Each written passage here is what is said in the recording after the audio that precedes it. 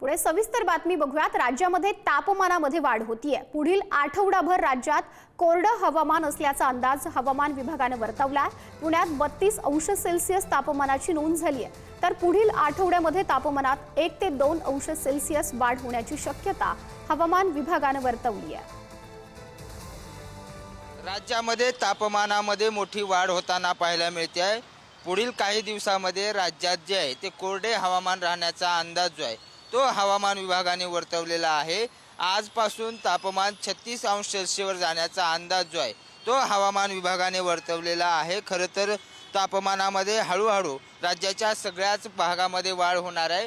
पुण्याच्या तापमानाची स्थिती पाहिली तर आज जे आहे ते पुण्याचं तापमान 32.4 सेल्सिअसवर आहे।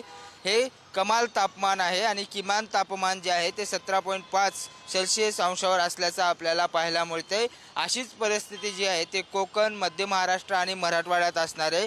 पुढील 4 ते 5 दिवसांमध्ये कोकण, पश्चिम महाराष्ट्र आणि मराठवाड्यामध्ये जे आहे ते तापमान 2 ते 3 अंशांनी वाढण्याची शक्यता हवामान विभागाने वर्तवलेली आहे। त्यामुळे आता राज्य तापत असल्याचं चित्र सर्वत्र पाहायला मिळते आणि दक्षता घेण्याचं आव्हान जे आहे ते हवामान विभागाने केलेलं आहे। 35 अंशाच्या सेल्सिअसपासून पुढे हे पुढील आठवड्यात राज्यातील सर्वत्र तापमान आपल्याला पाहायला मिळते। व्हिडिओ जर्नलिस्ट सचिन कांबळेसह बालाजी पोद्दार, पुढारी न्यूज।